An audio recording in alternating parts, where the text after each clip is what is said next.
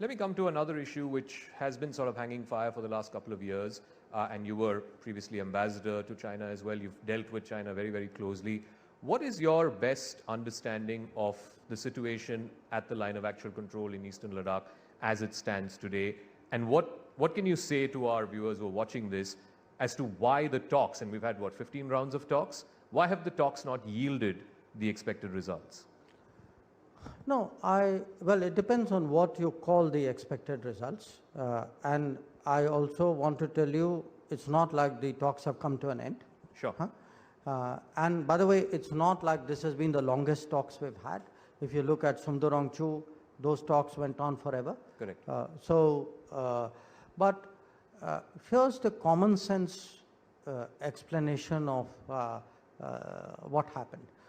Look, for whatever reason, China, in violation of the 1993 and 96 agreements not to mass troops on the LAC, chose to do so. Okay. Their attempt was obviously to unilaterally change the LAC. Now, we are not prepared to put up with it.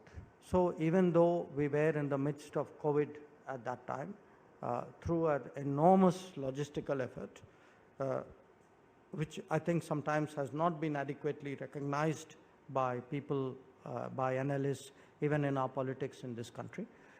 By an enormous logistical effort, we were actually able to counter them at the LAC. Now, again, some people have a simplistic idea as though there's a line and therefore you're on either side of the line. The reality is the troops are in depth areas and they do patrolling. That's why you have all these terms which you've become familiar with, PP, yeah. Patrolling point something. You don't typically deploy at the patrolling point. It's a patrolling point. You go there and see it. Now, what has happened as a result of this is, because they had forward deployments, which were new deployments, and we counter-deployed, we also had forward deployments. Mm-hmm.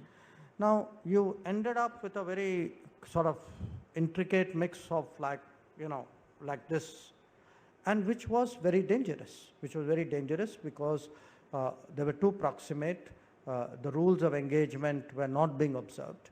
And then exactly what we apprehended happened at Galwan 2 years ago, which was, it became violent and there were casualties.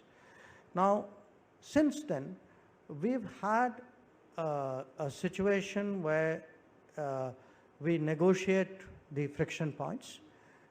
And when you said, have you yielded results, many of those friction points have been resolved. Mm-hmm. Okay. There are areas where, they pull back, we pull back. So, because remember, both of us are very much in advance of what were our pre-April positions. Has it all been done? No. Has we made substantial solutions? Actually, yes. I mean, the most intractable and to my mind, the most dangerous case of close-up deployments, because you actually crisscross deployed, was in Pangong Tso and around Pangong Tso. Mm-hmm. So it is hard work. It is very patient work. But we are very, very clear on one point, which is we will not allow any unilateral attempt by China to change the status quo or to alter the LAC. So I don't care how long it takes, how many rounds we do, how hard we have to negotiate, but this is something we are very, very clear on.